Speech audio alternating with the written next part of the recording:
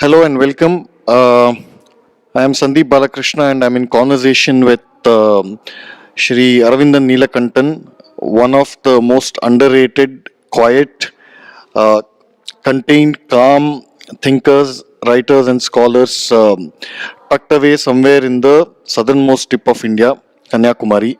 Welcome, Aravindan. Actually, it is a blessing. It's a blessing. Why? Yeah. Why do you say so? Because number one, being so away from all this, it allows you to look at the whole thing in a very dispassionate manner. So, you are at the same time you are an insider and you are also an outsider. You are playing the chess and you are looking at the board from outside. It helps you that thing. And being invisible most of the time, It it has helps its you advantages, to yeah. move very easily, mingle with people, get their perspectives. And that's a nice way of looking at it. So, because you're in Kanyakumari, I'll ask you a direct question. I think Kanyakumari, among the coastal regions in Tamil Nadu, now it is happening in Andhra as well. All the coastal regions in Tamil Nadu were the first targets for missionary conversion. And I think in Kanyakumari, this problem was the most acute, especially in the 1980s. All these en masse conversions and this local riots that the missionaries instigated. And then I think the CM at that time was MG Ramachandran, right? Yeah. So what has changed? What from then to now, what has changed or what has remained same, or has it gotten worse or better? Actually, the problem with the Kanyakumari district starts almost 200, 300 years ago when the Travancore kings, for the short-term benefits, allow the missionary savior to convert the fishermen communities, the coastal communities. Despite the resistance from the coastal communities, it is the Hindu king who facilitates the conversion. Well, so it is not really unique. It is not a unique recent phenomenon. It is not a recent one. also. Yeah. At the same time, that is the Catholic conversion you're talking about. In the inland, the Protestant missionaries were converting, and these Protestant missionaries came later. But as the East India Company was ruling the Travancore kingdom wanted to make some compromises, so they made the evangelists district magistrates. Okay. So I will give you one example. There was one Mead, Reverend Mead, who was a magistrate in Nagarkovil, Kanyakumari district. This man, one of the punishments he gave to the convicted people was that they should take stones from the temple tank of Nagaraja temple. Yeah. The name of the temple is the one that has been given to the city.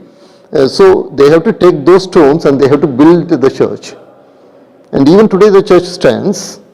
It is called the Stone Church, Kalkovil, Stone Church. This was the church where Caldwell got married.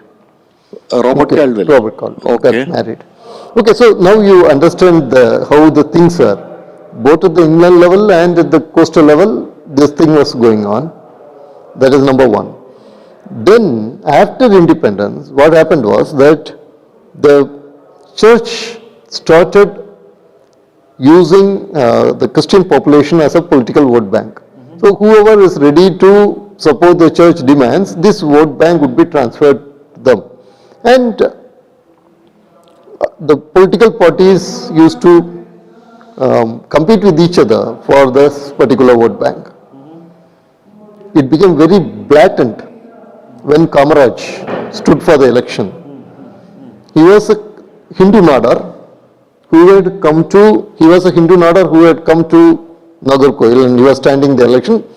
DMK wave was sweeping the entire Tamil Nadu. This 67, man, right? This was around 67. Yeah. So this guy belongs to Congress. Now Congress was seen as some kind of pro-nationalist and hence pro-India. It was a pro-Hindu party actually. Particularly in South India. Yeah. Okay. So the church decided that this guy should be defeated. And then they made a propaganda. Then they made a Christian Nadar stand as his rival. He was a local person. Now, Kamaraj comes from Virudhunagar. And the Christian organizations issued the statements saying that we have to only vote for the Christian order. They played both the caste as well as the religion. This is the Protestant church.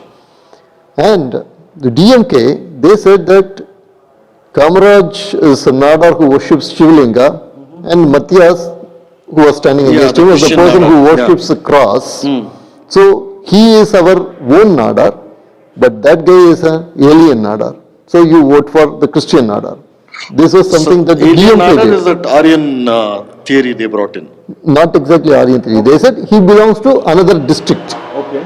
So even at that level, they were ready to play the regional politics, caste politics. So the template was made. The next attack of Christians came with the Rock Memorial. Yeah, Vivekananda Rock Memorial. Again, in that, Eknathji played it very well, very strategically, and the Rock Memorial materialized. Okay. And it was, they considered it as a defeat. Then they tried another one interesting thing. They wanted to change the name of the district to Kannimeri. Instead of Kanyakumari, they wanted to change it to Kannimeri, which is Virgin Mary. Virgin Mary. And this, even Indira Gandhi was shocked. And there were some problems. Then came the 1982 communal riots. Okay. So this is the build-up This is to that. the build-up to So that. basically you have more than 200 years of history, Yes, like you said, exactly. which was accelerated, unfortunately, in Independent so-called India. independent India. As you have very clearly pointed out in your book, in 70 years of independence, the secular state actually went against our this thing. Now I will tell you a very interesting and important aspect in this. The Congress government under Bhaktavasalam, it opposed the Rock Memorial because it would affect the Christian sentiments. It was a typical Nehruvian stand. No, Kamaraj was not taking typical Nehruvian stance, but Bhaktavasalam was taking typical Nehruvian stand. I think Kamraj was more or less, like they say, son of a soil, rooted to the culture and traditions, Exactly. He was even though he didn't understand it at a philosophical level. Well, I have a very personal experience Go in ahead. this. So I would say that my mother participated in anti-Hindi agitation. So, because Rajaji was against Hindi imposition at that time, so they were not actually the DMK bunch. They were different, these liberal, intellectual types, college students at that time. Liberal atheist intellectual. Yeah, exactly. Yeah. And so, what happened was... that one, no? Yeah. So what happened was, at one point of time when DMK entered, they wanted to stop this. They wanted to move away. So they decided they would go see Kamaraj, who was the chief minister at the time, or the leader at the time. We would go and tell him and stop this. So they went, they saw him, and Kamaraj was ready to talk to the students. So my mother was there, and she said, do you know that even Bertrand Russell has talked about the learning in the mother tongue and all that. So you shouldn't impose Hindi. That was her argument. And she later told me, when she is now 76 years old, she told me, I was under the impression Kamaraj being supposedly so-called illiterate, he wouldn't be knowing about Bertrand Russell and all. Then he said very coolly, okay, Bertrand Russell being a pacifist, he is even saying that India should give Kashmir to Pakistan and Arunachal Pradesh and everything to China. Shall we agree to that also? So, she was taken aback because Kamaraj knew this. Now, the important thing is, Kamaraj was very well aware of the leftist ideology, where the leftist ideology would lead us, where the Dravidianist ideology would lead us. He was very well aware of it. He was the one who brought the midday meal scheme. Correct. For the first time. It's a very important thing. That I think MGR hijacked that later. MGR, of course, hijacked or rejuvenated, whatever you want, you can use it. Yeah, fine. Right? Yeah. And but the point is, he got it from Sir C.P. Ramasamy Iyer, who first introduced it in Kanyakumari district. Today, Kanyakumari district, you have, it is the highest literate state district in Tamil Nadu. Yeah. And many people tell it is because of missionary activity. It was not because of missionary activity, it was because of C.P. Ramasamy Iyer. And then Kamaraj took it and he took it to the entire state, and it increased the human resource index. Now, think about this. The students should be fed by the society. From where you get this idea? That's from Hinduism. From Hinduism. Hindu traditions. So the isn't point it? is, It's he- millennia old. Yes, It's it there in comes blood. from that. He adapts it, takes Yeah. that concept, he adapts it to the modern. He thing, repurposes it to our own. and see what miracle it has done. Correct. So- So, on a related note, I think, correct me if I'm wrong, I think the journey between Kanyakumari and Thiruvananthapuram is just about less than 2 hours, if I'm not mistaken, by Yeah. today's standard, on a Right. road trip. Right. So, Trivandrum has largely remained Hindu. Of all major places in Kerala, Trivandrum has largely remained Hindu, or at least it doesn't have this kind of missionary and jihadi aggression that we see, for example, in North Kerala or even on the borders of Cochin and all these places. So these two cities being so close, what explains this aggressive missionary activity here and its absence in Thiruvananthapuram? Not exactly absence. Okay. The point is, No, I won't say absence, but at least in intensity and numbers, it's far less. yes, if you take in terms of the amount of activity in Nagarkoil and here, it is almost the same. We can see it as very aggressive here because in the entire Tamil Nadu map, it is very aggressive here. But if you take the entire Kerala thing, it is not aggressive here, as it is aggressive in certain other parts of Kerala. And another one important thing is, in Kanyakumari district, after the 1980s riots, that is the thing that we have to see here. There was a strong Hindu consolidation, political consolidation of Hindus. And this made for the first time, in Tamil Nadu Legislative Assembly, an MLA went saying that, vote me only because I am a Hindu. Okay. So that happened in 1980s. So there was this build-up, very strong build-up. And we have elected BJP MPs and others. It's all because of this Hindu consolidation. Along with this Hindu consolidation, we have to understand one thing very clearly, that there was this phenomenon called religious classes.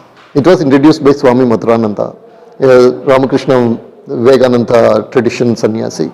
So every Sunday, the Hindu children in Kanyakumari district, they would go to small places around the houses, they would learn the Hindu scriptures. They created textbooks. Then they would give in the end Vidya Jyoti a graduation called Vidya Jyoti. Only those who have Vidya Jyoti graduation, they can become the teachers in these religious classes, and these religious classes were always done at the community level. So what you had was this very beautiful locally supported Hindu educational system, and that is what has been sustaining this Hindu unity despite a lot of setbacks. So all privately funded, community funded, basically. Community funded, And, privately funded. So let me segue into with this background.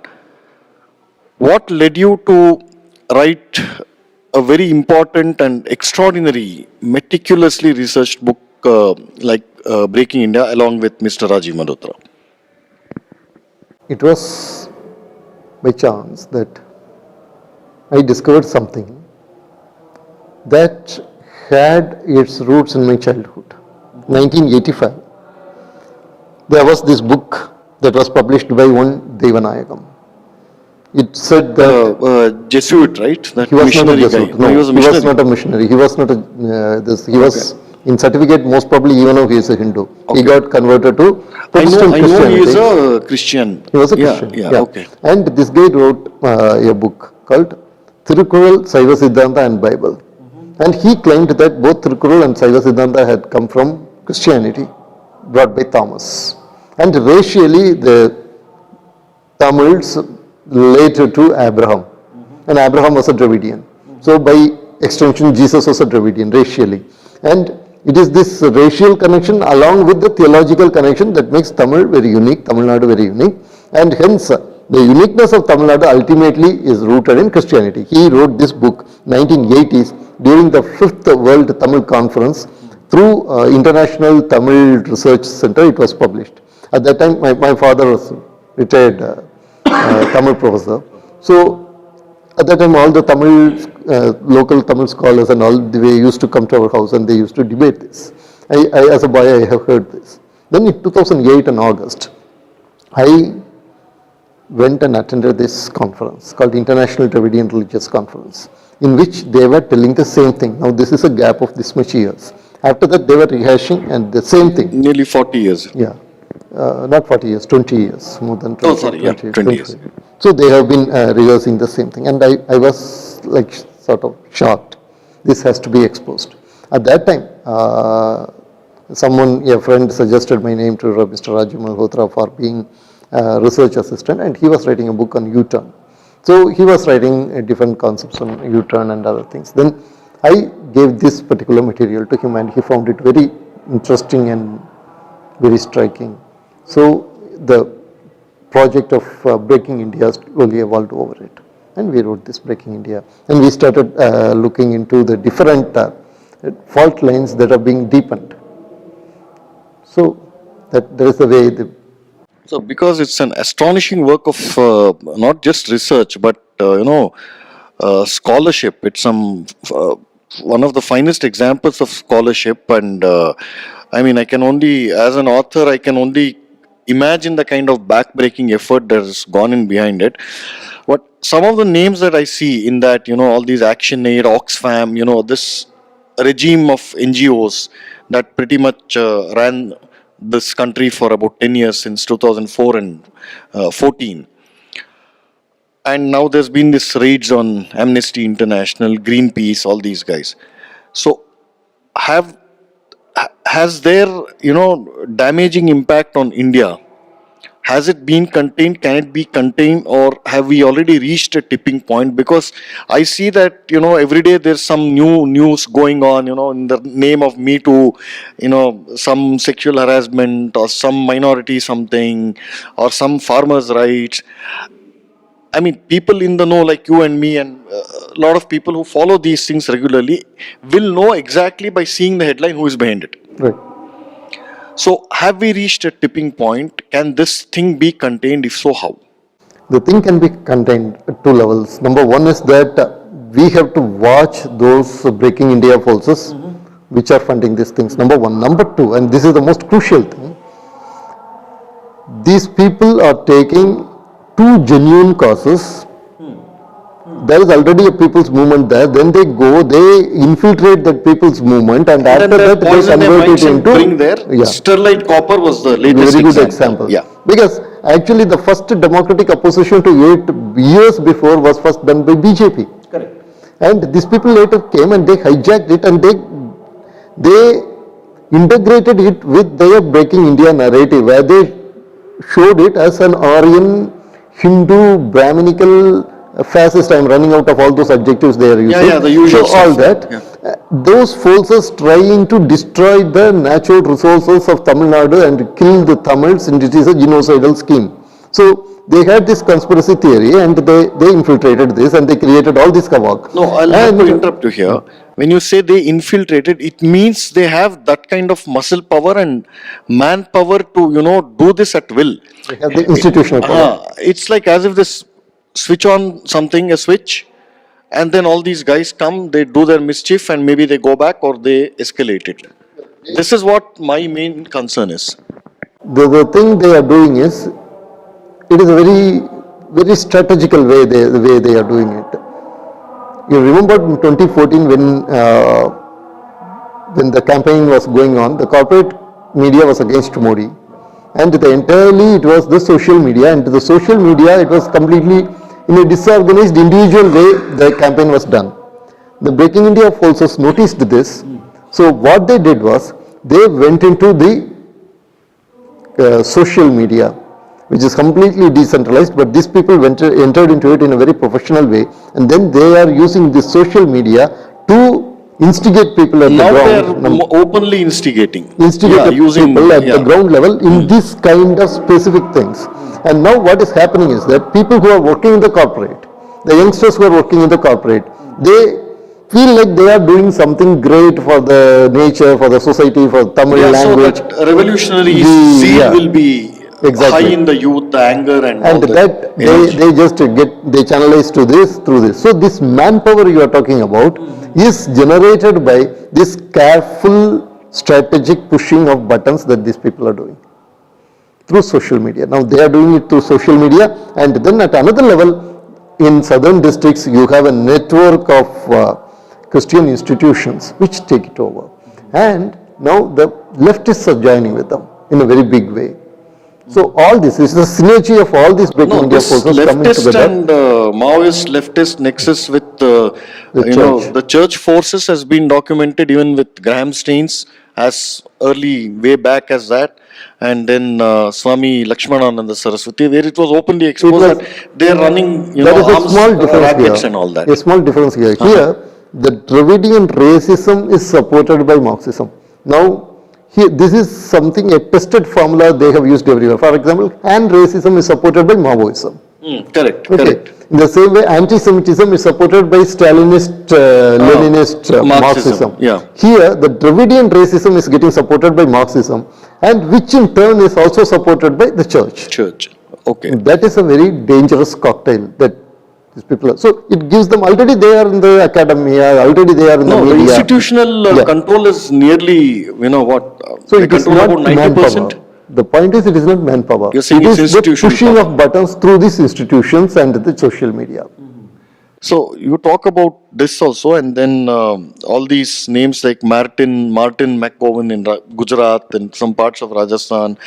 About 2 or 3 years back, I have a lawyer friend who told me that the Church of North India, it had thrown a huge seminar or a conference on some legal aspects or law related topics, where all eminent budding lawyers or people who are in their final year of law degree, they were invited to give some presentations. At the end of it, there was some prize winning ceremony or whatever, but basically a selection of the cream of the performers, legal minds, and they were given a separate whatever felicitation with the specific offer that you help the Lord, you help the cause of the church, we'll give you cases, we'll build a career for you. It was an open invitation. Hindu lawyers also went there. The invitation was extended to them also. You have to work for the Lord. This has happened. The Church of North India has a huge building in Delhi, in prime part of Delhi. It is happening in full public view.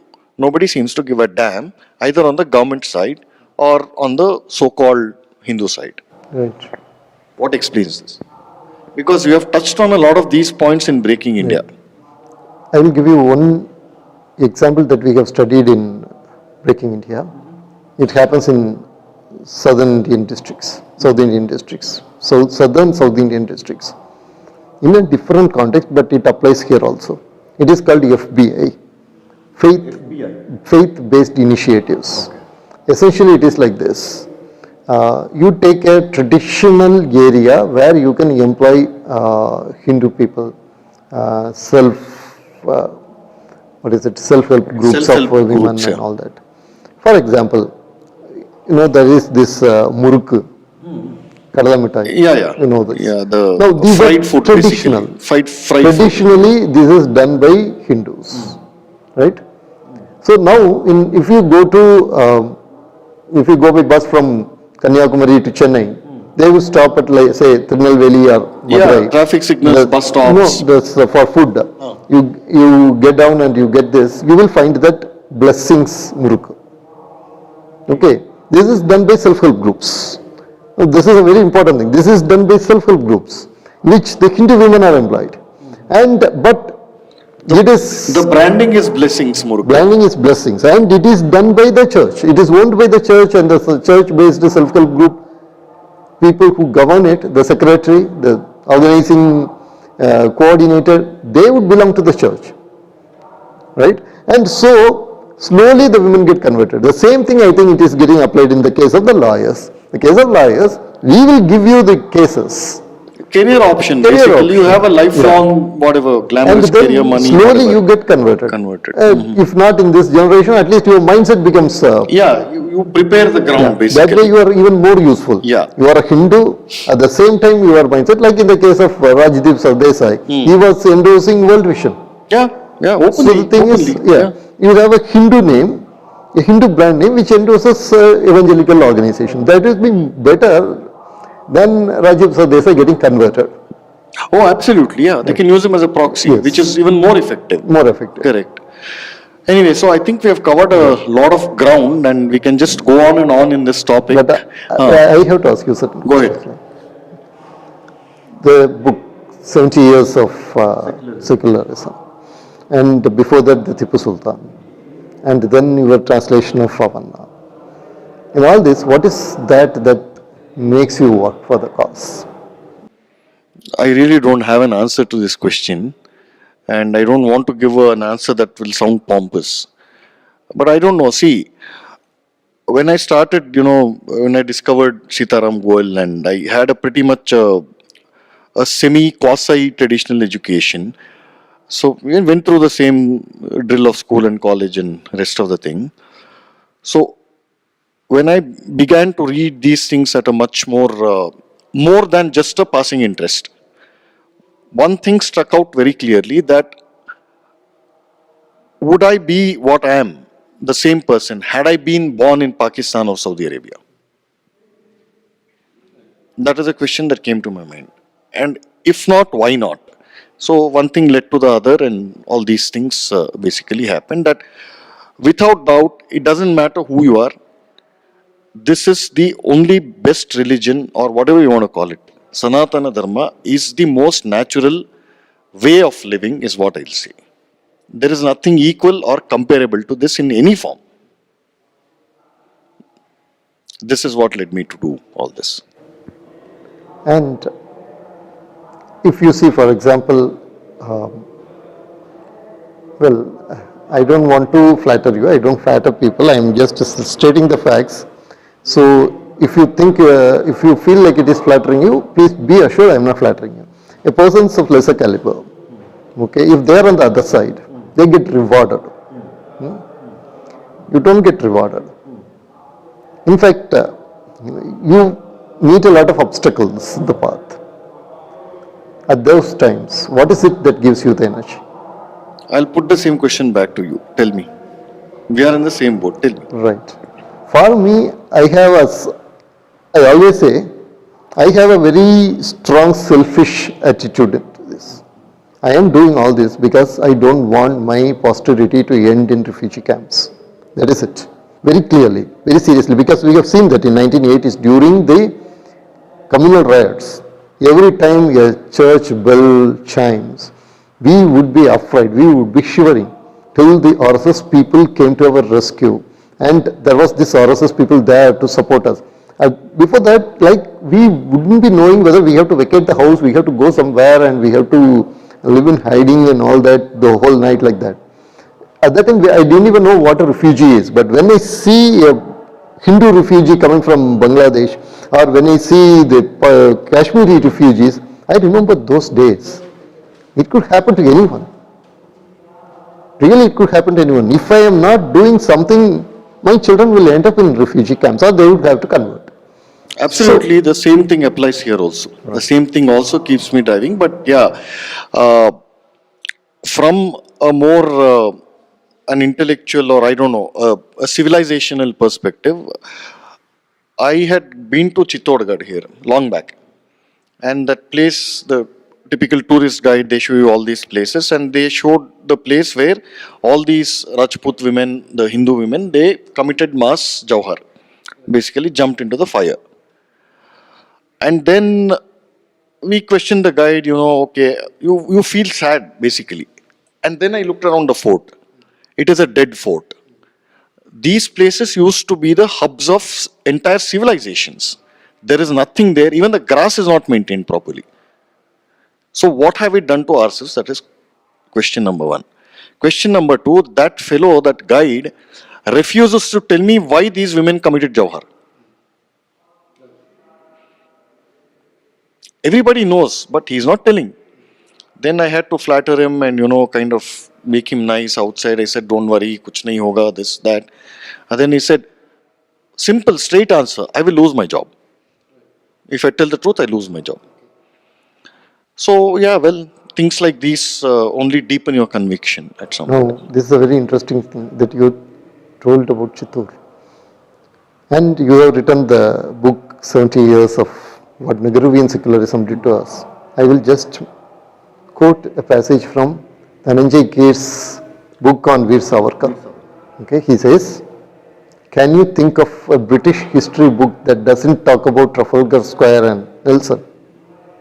Exactly. Then he says, but can you think of an Indian history book that doesn't talk about Chittor at all? And then he says, lo and behold, it is Discovery of India. That's it. So That's it. Yeah. Right. That's Nehru's discovery of India. So it is That is this, what has been stuffed down your this throat. Nehru's discovery of India has become the main camp of all secular stormtroopers. Absolutely. It is the main camp. So, I mean, what have we done to ourselves that you don't even feel sorry for these guys? What do you see instead in these Chittorgarh and all that? You try and make a mockery of the virginity and the purity and whatever their sexual experiences of those Rajput women. This is what you have done to yourself. Right. And this is, with this note, I think we can. I think we can close on it. And once again, thanks to CIS Talks Indus. We have taken a lot of your time, but the topic is like this. Thank you. Thank you.